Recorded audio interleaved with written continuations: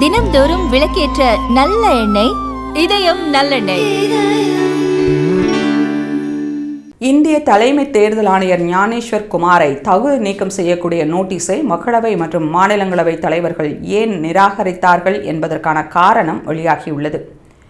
இந்திய வரலாற்றிலேயே முதல் முறையாக தலைமை தேர்தல் ஆணையருக்கு எதிராக எதிர்க்கட்சிகள் கொண்டு வந்த கண்டன தீர்மானத்தை குற்றச்சாட்டுகளில் போதிய ஆதாரங்கள் இல்லை என்று கூறி மக்களவை சபாநாயகர் ஓம் பிர்லா மற்றும் மாநிலங்களவை தலைவர் CP ராதாகிருஷ்ணன் நிராகரித்துள்ளனர்.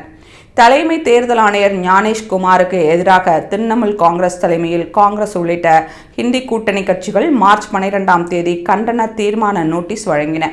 அதில் 130 மக்களவை உறுப்பினர்களும் 63 மாநிலங்களவை உறுப்பினர்களும் கையெழுத்திட்டிருந்தனர். இந்த தீர்மானத்தில் ஒருதலைபட்சமாக செயல்படுதல், வாக்காளர் பட்டியல் திருத்தத்தில் முறைகேடு, தேர்தல் மோசடி விசாரணையை தடுத்தல் உள்ளிட்ட 7 முக்கிய புகார்களை முன்வைத்தனர்.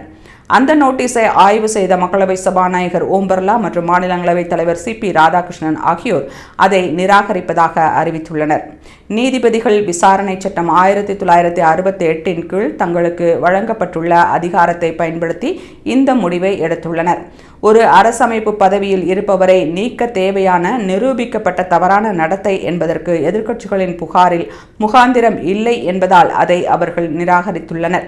அது மட்டுமன்றி ஞானேஷ் குமாரின் நியமனம் தொடர்பான வழக்கு உச்சநீதிமன்றத்தில் நிலுவையில் உள்ளதால் நீதிமன்றம் இதில் எந்த இடைக்கால தடையும் விதிக்காத நிலையில் அந்த நியமனத்தை தவறு என்று கூற முடியாது என்று நிர்வாக ரீதியான கருத்து வேறுபாடுகளுக்காக தேர்தல் ஆணையத்தின் சுதந்திரத்தை பாதிக்கும் வகையில் இத்தகைய தீர்மானங்களை அனுமதிக்க முடியாது என்றும் அவர்கள் குறிப்பிட்டுள்ளனர்.